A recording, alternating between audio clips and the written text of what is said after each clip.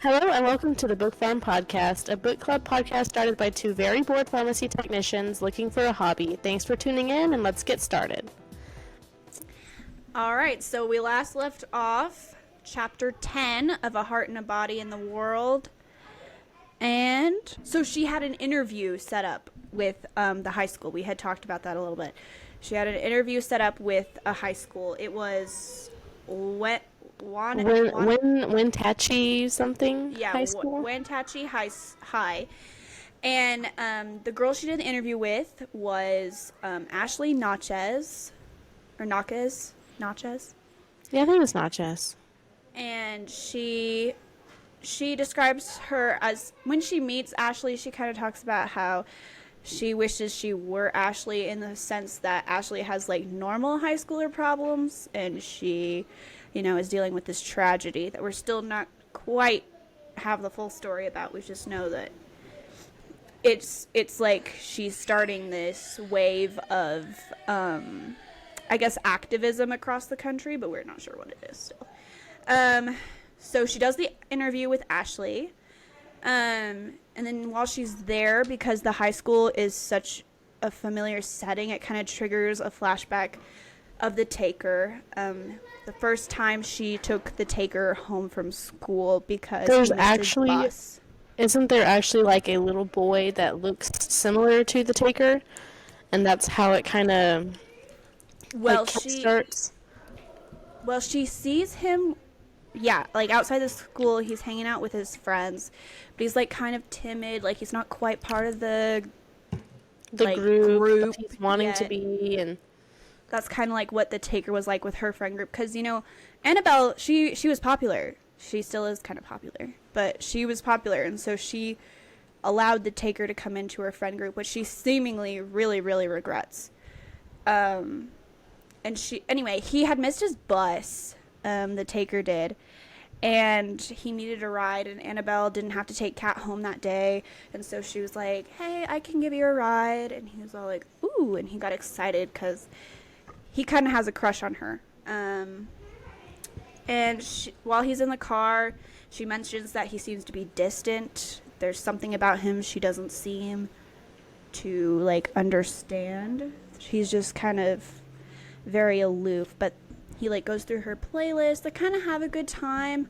They listen to The Clash. They kind of have a good time. I feel like he's trying to relate to her in really, a sort really of hard. way. Really trying. It's kind of like, okay, dude, I get it. He's kind of desperate. Kind of throwing it back to, the first 10 chapters where she's like, he is just kind of weird. Yeah. Just a weird kid. Yeah. Kind of makes her uncomfortable, but she's too nice to, say anything, Mm-hmm. Be like, hey, this is kind of giving me the heebie-jeebies. Yeah. So, in chapter, 12 to, 13, she's kind of running, she says that she's running through kind of just, the same day over and over again, because the point where she's at on her path is kind of, repetitive. She says, it's just, boo. There's, one straight trail. It's nothing but, grass for miles. And it's so hot. It is so hot. She's, Yes. Sweltering. And it's boring because it's just, the same thing after the other. Super, the scenery, right? She kind of, so going back to more of, the Taker, she kind of expresses that this is basically her hell. Mm-hmm. Where she is, feeling all of her guilt for what we don't know yet.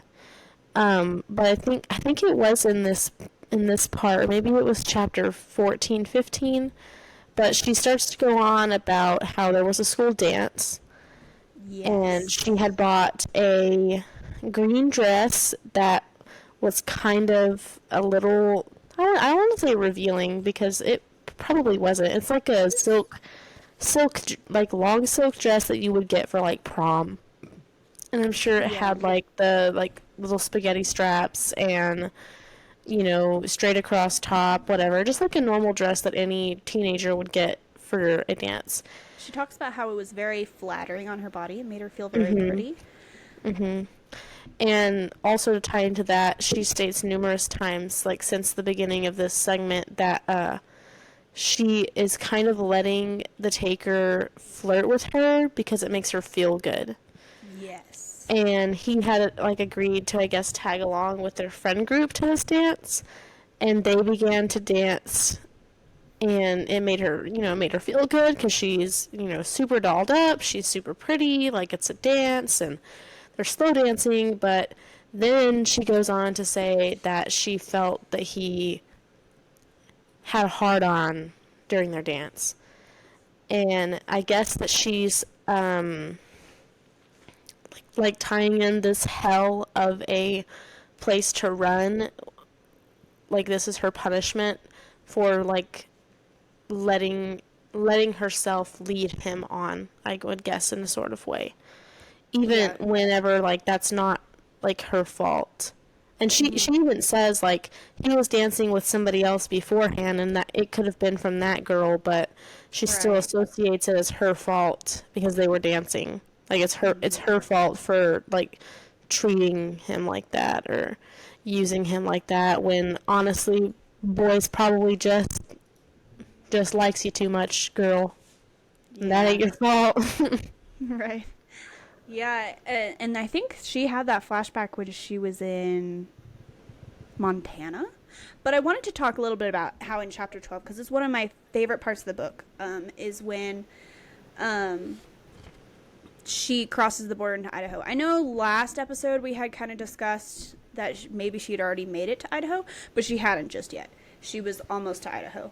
But when she does cross the border into Idaho, she was starting, because like right before that we were talking how she was getting really tired. She was like, maybe I should give up. This is crazy. Maybe I should just make it to Idaho, like my mom said, and then go home. And she's getting sick of Grandpa Ed, because after you live with someone for a little while, you kind of get sick of each other. It's an adjustment. She's She getting talks, sick of like the no phone service, not being able to talk, you know, to her friends. And then also I don't know if you were gonna say anything about this, but she starts like talking in her head like what Kat would tell her to do. oh yeah, Again.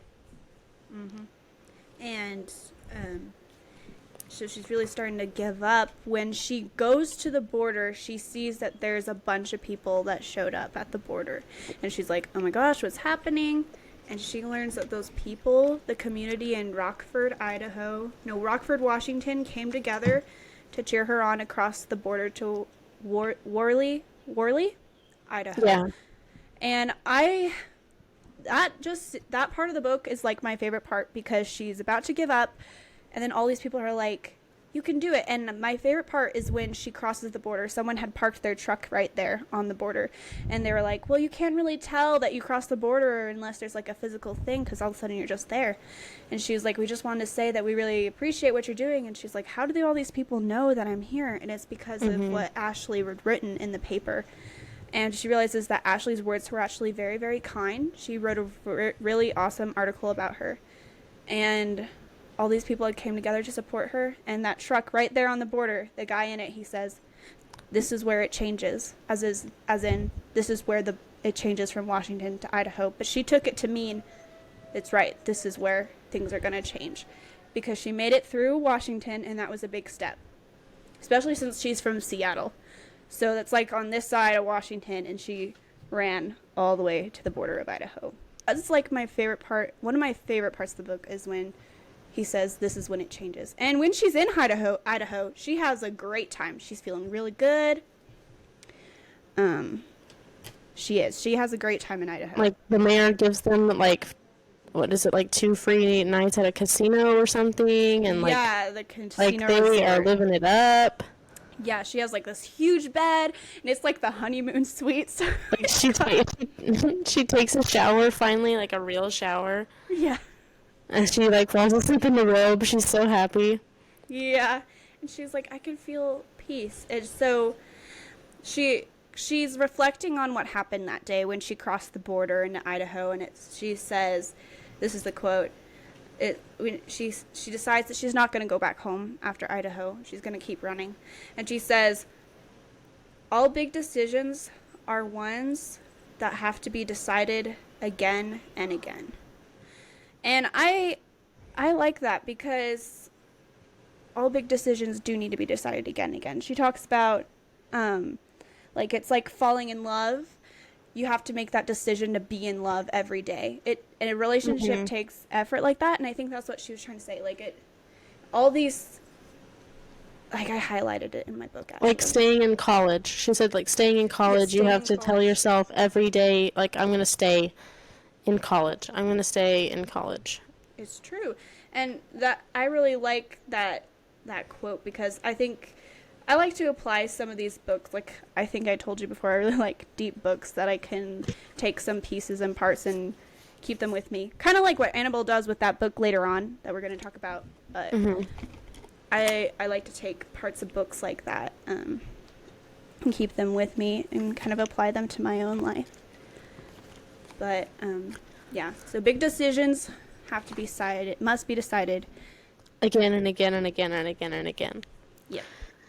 So after they spend the nights in the casino, they started a diner, right? And the lady says like, "Hey, like I recognize you," but Annabelle doesn't really know where from because she's never seen this lady in her life.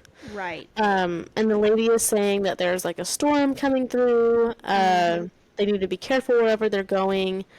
And Grandpa Ed and Annabelle are like, oh, yeah, whatever. Like, if there was a storm, it would be gray outside. Like, there's no sign of a storm in sight at all. Right. So, Annabelle... They're from Washington, where it's, like, cloudy all the time. When it's open spaces like that, the weather can travel super fast, and it changes like that. So, they don't know that. So, she decides that she's going to keep on running. And about 8 miles through, or no, she has a mile and a half left. It starts going crazy. Like there's thunder, and of course she's in like a a plain of grass. She's the tallest thing around, and so like lightning is gonna be more attracted to her. And all of a sudden it starts getting really bad, and she starts getting like PTSD flashbacks with like the thunder. The thunder just cracking and cracking and cracking, and it's so cold, like she's soaked. Her compression socks are wet, her shoes are wet, her shirt is wet, everything is wet. And she's trying to call Grandpa Ed, but she can't because there's no service. Like, she's freezing. And then all of a sudden, like... Oh, wait. I want to throw this in first. This entire time that she's been running, she's been listening to the mixtape that Luke Messenger gave her for her birthday. And it wasn't just any mixtape that he had lying around of, like, whatever. He made it for her. They're all songs about running. Like, Highway to Hell is on there. They're all about, like, a journey. The Passenger. Like, there's all these songs. Like, he made it for her. And so she's getting really hyped up, and then the storm comes. And she's thinking... Oh. When she realized that Luke made it specifically for her, she was like, oh, my gosh, that's so sweet. And then... she was scared. There's like an instant regret of thinking that it was sweet. Yeah, she was like, ooh. And so she stopped listening to it. She actually ripped the earbuds out. She was like, I can't do this. Yeah, and so then, like, of course, it starts raining, and she's, like, this whole time she's thinking, like, I'm listening to a mixtape from a guy that I'm never going to see again, right? Right. Well, guess freaking what? A camper comes along. The camper pulls up, and it's not Grandpa Ed. Nope. Oh, yeah, and it's Luke and his grandma. And Grandpa Ed... Dawn Celeste. Or Celeste. It's Celeste, I think. Like Celestial, because she changed it during the 70s. Oh, yeah. But Dawn Celeste. So they pull up, and they're like, hey, Grandpa Ed's been in contact with us and knew that we were... like traveling or whatever, so we're here to pick you up. He got a flat tire on his way to get you. She was like, dang it, freaking Montana, because she's in Montana during that storm. Yeah, so she has to stay the night there, and she's really kind of upset about it. Like, she's thinking about just running, like, just opening the, like, exit, like, emergency exit, and just rolling out onto the road. Like, she'd rather be in the storm than be in there with them. It's true. Oh yeah, so all while she's running through Montana, because Montana is like a big state, right? It's one of the biggest ones. She runs all the way across it. I don't think She Montana is a state. It is. Is Montana. it? Yeah, Montana is a state, hun. Oh my god, it is a state. It's okay. I was thinking that it was a town. Excuse me. I'm No sorry. worries. No worries. Yeah, but Montana is one of the bigger states. You know So what? like, You know what? so I don't need the state map to do my job. So, hey, there you go. Being a pharmacy so technician doesn't necessarily does mean not. you need to know what is it. The states and where they are, their geographical locations. That's okay. So she's running from Seattle, Washington to Washington D.C. Yep, which is all the way across the country. Washington D.C. isn't even in a state. It's actually Washington D.C. is in like a piece of Washington D.C. is like in a piece of like Virginia or something. But it's like its Hold on. own It's like a city, I think, or I don't know, but it's not a state. But no worries because I didn't think West Virginia was actually a state. Wait, hold on. Washington D.C. is a territory and not a state, nor is it part of of any U.S. state. It is Oh. surrounded by the state of Maryland. Oh, okay. Oh, so it's surrounded by the state of Maryland. So technically it's in Maryland, but whatever. It's a territory, I guess. Hold on. Because I didn't. Okay, obviously I'm an idiot because I didn't even put together how far she was running. Like, oopsie. No worries. Holy crap! She's running all the way to Maryland. What? Yeah. And she's just now in Montana, dude. Yeah. No, I would have quit. I would have been gone. She seriously thought about it. I would have been like, girl, take me back home. So I wanted to mention how, meanwhile, she's in Montana. Throughout all of her flashbacks, she has these little tidbits of information we learn about the Taker as she's learning about him in the flashbacks. So like we learn that he kind of has like a, what's it called, like an anger issue maybe, because she brings up. Hold on, start your sentence over because my rude fiance just rattled the ice in his water bottle. Okay, it's okay. So we learn like these new things about the Taker, and I feel like we learn about him. Something we learn about him is that he kind of has like these anger issues, and anger issues are not funny, but that's not what we're laughing about. Anyway, oh yeah, so they were in class one time, and he said awry wrong. You know, if something goes awry, he said awry, and they all kind of laughed about it. And he walked out and slammed the door. He did. He walked out of the classroom and he slammed was the door. pissed. Yeah, he was not into that.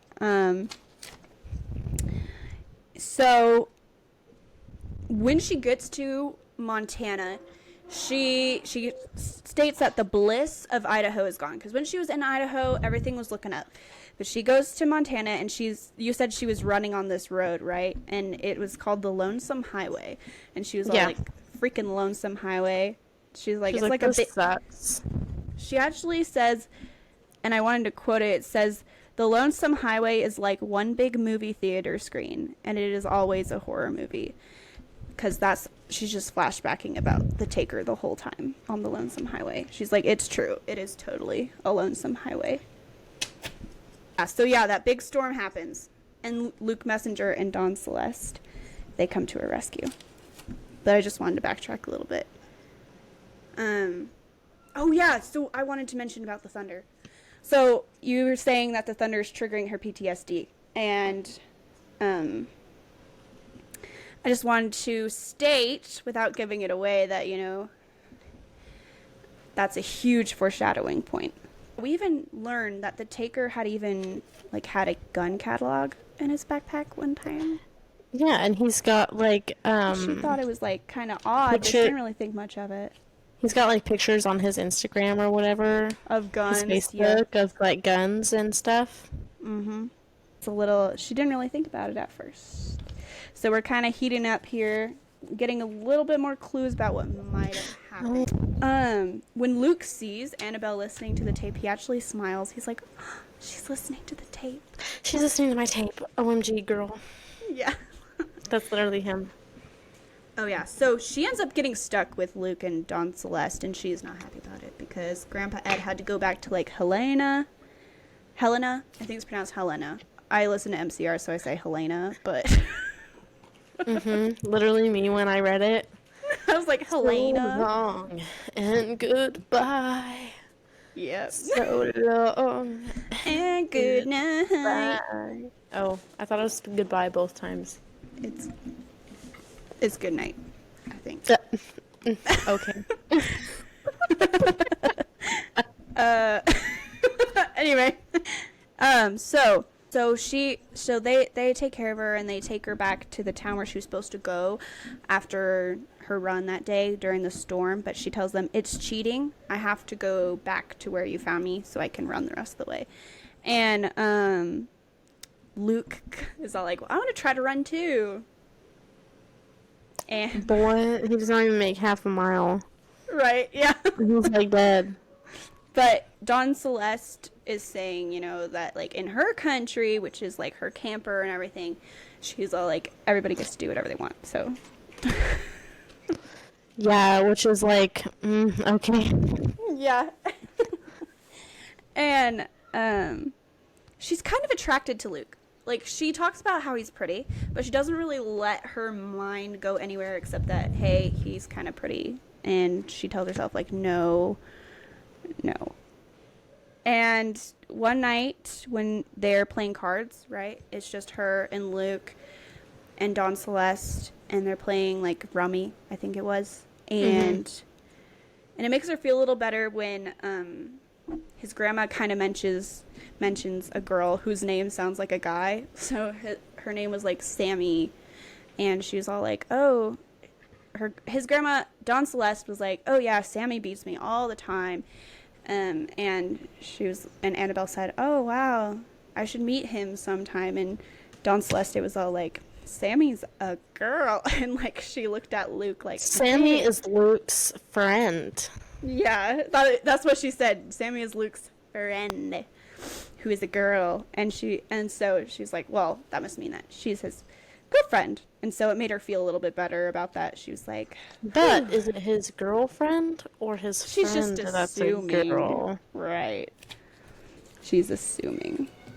That night, she's thinking about maybe just like letting go of the responsibility she's taking for the tragedy. Yeah, because she says like to herself, like, do people really live this way? Like, just so unbothered by, just like, do people really sit here like carefree like that? Yeah.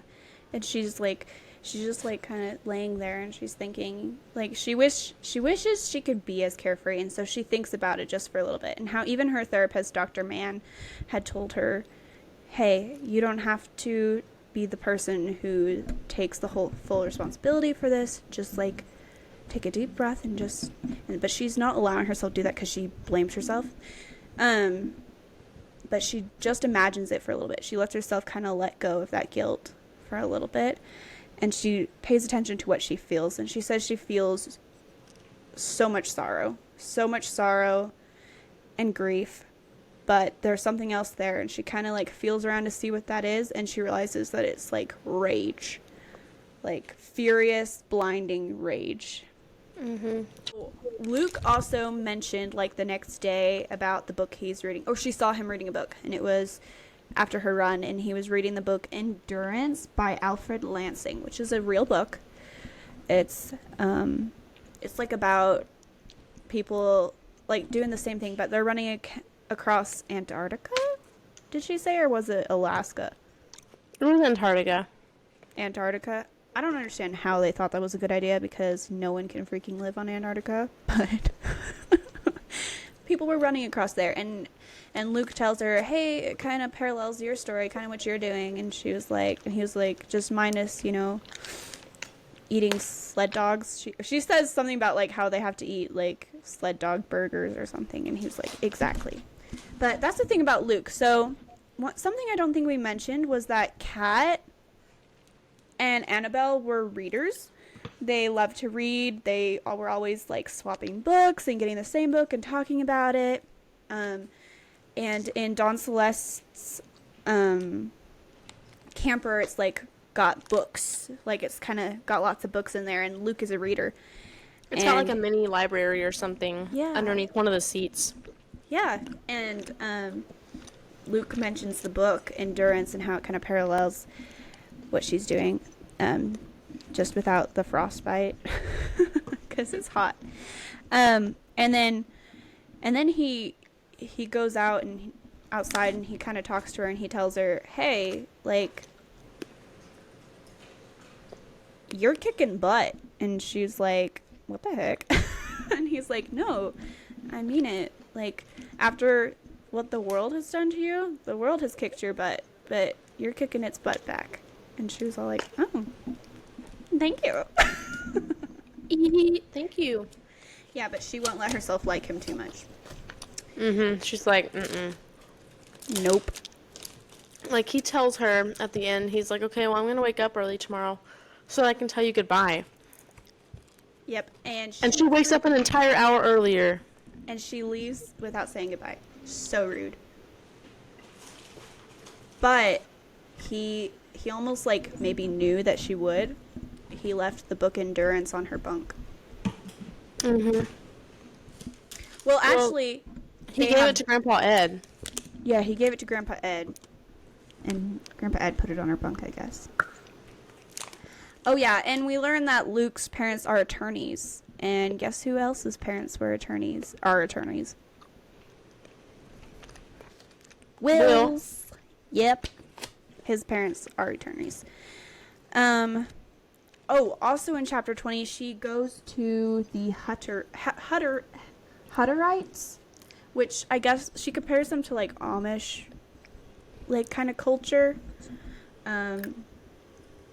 But she runs all the way to the Hutterites, like, that's where they're parking their RV for the night. And that night, she hasn't left. She didn't leave yet. She hadn't left Luke yet. They were having dinner. It was Grandpa Ed and Dawn Celeste, and she starts to realize, ooh, Grandpa Ed really likes this Dawn Celeste lady. Some of the Hutterites, 2 girls, they come with a loaf of bread for her, and they're like, we saw the video on YouTube. And she's like, what? What do you mean YouTube video? And they're like, you don't know? It's got, like, what'd they say, like 60,000 views? It has like 70 million. Oh! Not million, 70,000. Sorry, you're right. Okay, like something like that. And she's like, oh my gosh, show me this video right now. And so they pull out their little phones. She's like, we're not supposed to have the phones, but they had them anyway. And she shows it to her, and it's of Annabelle. What was she doing? It was whenever they were in the Sleepy Inn. Yes, when she was in the Sleepy Inn with her brother, and her brother was like, Annabelle, he'd like secretly record her brother Malcolm, and he was all like asking her why she's doing it and why she's running. And she said, I have to do something. And she describes herself as saying it like a vow. Something that she really means. And it seemed to have touched a lot of people. It seems to speak to them. A lot of them are like, the video has gone viral. It has a lot of views. And yeah. But that night she does leave. The next morning she does leave without saying goodbye to Luke, which we covered already.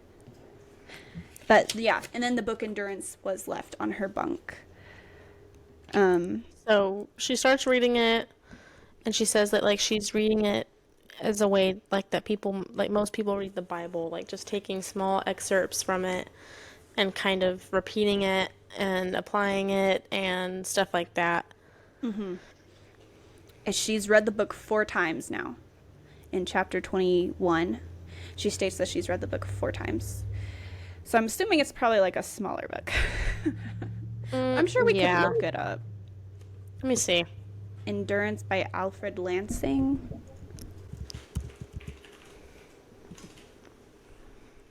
Well, there's 357 pages. It's a pretty Oh. Well, we do decently know that sized book. Annabelle is a reader, so she Well, probably just... she's been running for like 60 days after seeing Oh, him. yeah. It And was so I'm assuming that maybe she's just like reading it over and over and over and over and over again. true, yeah. Although she does mention that she doesn't devour it like when she and Kat would read books. She says, yeah, she reads it a little bit more slowly. But hey, 62 days and she's already read it 4 times. That's impressive. Yeah, that's kind of good. Not gonna Yeah. lie. Yeah. That's not me. Yep, so she's been running 107 days total so far. She's only taken 2 breaks because... She's taken 4 breaks. 2 were because of food poisoning, and then 2 were Oh. like mental health days. Oh, yes, yes. Oh, yeah, so she's on the road again. She's running. She's in Minnesota now. She's out of Montana. She's in Minnesota. And it's kind of boggy and marshy there. It's a little bit more humid, but it's also really hot because it's the summertime. It's June, early June.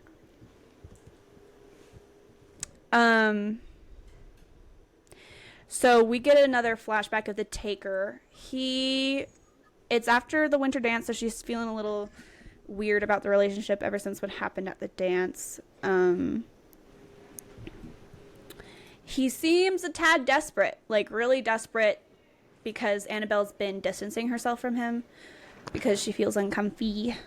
He's like begging for car rides. Yes, he is. He's begging for rides from her. He's trying to like recreate that moment they had where they were listening to the Clash and kind of having a good time the first time she gave him a ride. So he's purposely missing his bus, specifically on days where Kat isn't there. She can't take Kat home. So he's kind of, I feel like he's also kind of He's distant, a creep. he's like isolating her. He's isolating her from her friends to kind of get... He's like he's making it so that like she has no excuse. Right. If that makes sense. Yeah. And she's kind of annoyed at him about this. She's like, gosh, man, why can't you just leave me alone? But she's too nice, too scared to say anything to him. While they're in the car ride, he mentions that, like, he doesn't like the rain. Because it was pouring rain, actually, when she was taking him home. And he mentions he doesn't like the rain. It's depressing. He's like, makes me just want to, like, slit my wrists. And she's all like, no. And he's like, well, like, yeah. And she was like, oh my gosh, this dude has some problems. And so she's a little bit more scared of, like, hurting his feelings because she learns this about him. This, like, information that he has some depression going on. So she's a little bit extra scared of hurting him. And I wonder if maybe the Taker knew that that's how she would react to that, knowing that she was a nice person. I wonder if he was maybe taking advantage of that by mentioning that he was By depressed. using that as well, that's like whenever you're trying to like get out of a toxic relationship and the person is just saying, "Well, I'm gonna just kill myself." Right. Yeah. You Not know, cool. it's kind of like a weapon at that point, but yeah. And he waits for her every day, and he makes her take him home. And Kat tells her, you need to tell him that you don't want to take him home anymore if he's making you uncomfortable. And she's like, I can't, he's depressed. And she's like, Kat tells him, everyone's depressed, everybody has problems. She's like, but you can't just tiptoe around everybody. You have to tell them how you feel, or it's not going to get better. And she's like, well, I guess maybe I'll say something. And even her mom's like, Annabelle, what's wrong? You've been acting a little, like, upset lately. Weird. And she's like, well, and her mom's like, is it about that boy you've been taking home? And she goes, dang it, how does my mom know me so well? And she's like, well, yeah, it's because of him. I don't want to be giving him rides anymore. He kind of freaks me out. And her mom is like, well, then you need to stop taking him. She's like, you tell him you don't want to drive him anymore. And she's like, okay, well, I guess we'll say something. So now her mom and Kat have told her that she should,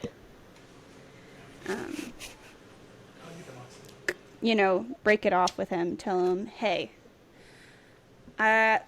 she should probably tell him, hey, I don't feel the same way about you. And it makes me uncomfortable to take you home all the time. But she doesn't. Instead, she tells the taker, like, oh, I have an extra shift I have to take at my job, so I can't take you home anymore. And he's just like, okay. And while so at the end of this flashback, so she's kind of shaken up about that, how she didn't just cut him out, because I think that's also one of the reasons why she's feeling some guilt, is that she didn't just... She allowed it to still happen, yeah. Yeah, she's still letting him do it to spare his feelings. But while she's running, she usually, like, waves to people driving down the road if she's running alongside it, so that way people can notice that she's there and not hit her, right? And it's this dude in this pickup truck, and he's driving. She waves to him. He waves back, and that moment, she distracted him just a little bit, and a deer hopped out right in front of the truck, and he hits the truck, and she says it, like, crumples the front of the truck like a tin can, and the dead deer is right there next to her, and she's, like, having a PTSD attack, and it is not good. She's having intense trauma. She, like, throws up, and she's, like, trembling on the ground, and the dude's like, oh my gosh, are you okay? Are you okay? You know? And she talks about how that poor pickup truck guy didn't even know what he was, signing up for when he stopped. And was all like, oh my gosh, are you okay? Because she knows that she's kind of, she's really struggling. She's having a really tough time with that deer. She says she keeps looking at its dead eyes, and she's just like, nope, I can't think about it. Yeah. So, and we learn that in chapter 22 that it's the week of the anniversary of the tragedy. We're not quite sure what it is yet. What the tragedy is yet, but we are getting more and more hints. Hence, like the thunder with the PTSD, and how the taker is a little bit, kind of obsessed with guns and things like that. But so eventually it's the day of the anniversary of the tragedy, which was June 10th. And she's laying in bed. She doesn't run that day. Ever since the deer incident, she hasn't been running. She's been staying inside of the RV, and she hasn't done anything. She's just laid in bed. She's having a really, really bad depressive episode, which, I mean, is probably understandable, but not the most healthiest thing for her right now.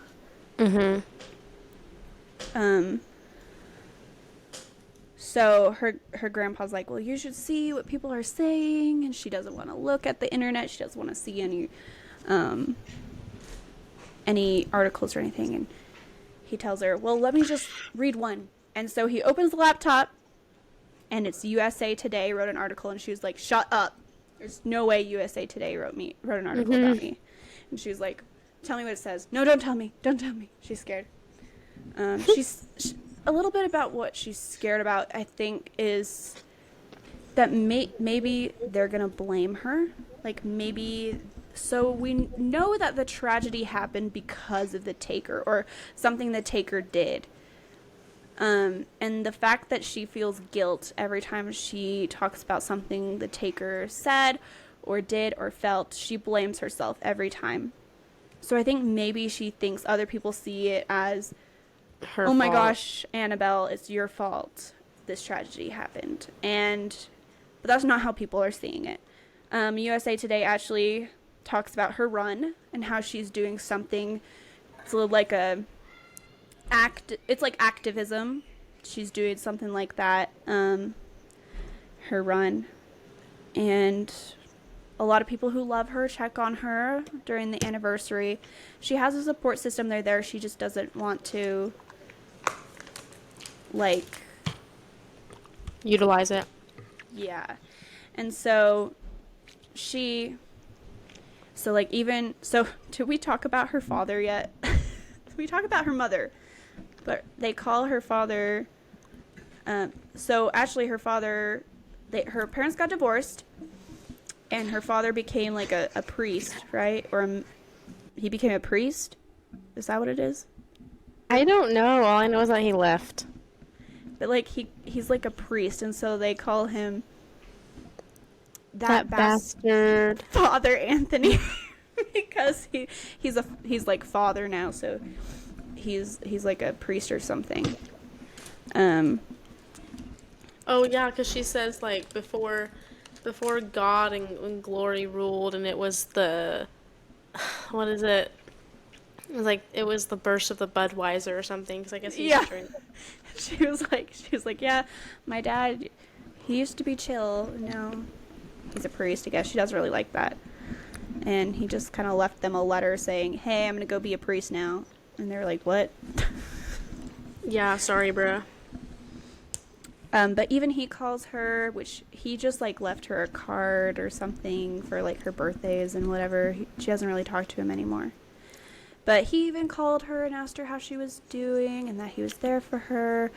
And her mom called, and Malcolm, her brother, called, and Olivia and Zach called, which I have to mention Olivia and Zach real quick. So Zach, the financial guy, her publicity team, right? Mm-hmm. Which is Zach and Olivia and Malcolm, basically. So she's about to literally yell at them about that video, but they don't give her any time. They're like, hey, Annabelle, so we're gonna, like, send you to this water park in Philadelphia, in Pennsylvania, and we're gonna, like, be giving out Run for a Cause t-shirts. And she's like, you guys made t-shirts for my, like, Run for a Cause thing? And he was like, they're like, yeah, and you're gonna go out there and you're gonna have fun for the press and show that, you know, you're still kicking butt. And she's like, I don't want to. And they're like, well, you have to do it because you already got 4 free tickets. And she's like, 4? She's like, what are me and Grandpa Ed gonna do with 4 tickets? It's literally only 2 of us. No, just kidding. Sure. No, and but Zach's like, oh, and then Olivia wants to talk to you. So Olivia talks to her and she's like, hey, Hey, Queen. So you got an interview at Carnegie Mellon. Yeah, at Carnegie Mellon, they want you to speak once you get there. And Annabelle's like, what? What do you mean I have to speak at Carnegie Mellon? They're like, well, let's face it, you have miles and miles to think about what you're going to say. So don't freak out. So why not talk about it? And Annabelle is not into it. She, like, literally hangs up on them. She's like, oh my gosh, you got to be kidding me. And that's how chapter 22 ends. So we have the anniversary of the tragedy. She's struggling, which is completely understandable, but maybe not the most healthy thing. Even she can hear Dr. Mann, her therapist, in her head telling her, like, hey, you need to get up and do something. That's why you're running in the first place. But that's how chapter 22 ends. She learns that she's going to do, like, a water park thing to boost her, probably her, like, Publicity. Facebook page and everything. And she has a speech booked at Carnegie Mellon. But yeah, so she's gonna speak at Carnegie Mellon, probably. And we still have, what, 12 more chapters to go, and then we're done? Yep, I believe so. So we're finally going to find out what the tragedy is and what led up to it. For sure. Yeah, so it's getting pretty real. It's getting real. It's especially Yeah. that whole deer thing. It really put her in a bad way. Well, I'm excited to see what happens at the end of the book. I'm very excited. I already have like quite a few things that I think are going to happen, but Yep, it's actually really tragic. I would assume that's why they call it a tragedy, but Right. Right. Lucy, you need to invest in a Kindle. I like hardback books, like the real deal. I like the smell of the aged paper. Of the aged And- paper. And I like flipping it, and I like being able to highlight it, and I like other people being able to read it and be like, oh my gosh, she liked this part of the book, and they read it and see why I liked it, and maybe they'll see why I don't know. It's really deep for me. I doubt anybody's gonna think that, but all right, so that were chapters 11 through 22. We'll be reading the last 12 throughout this next week, but meanwhile, we'll be here slinging words and slinging pills to pay the bills.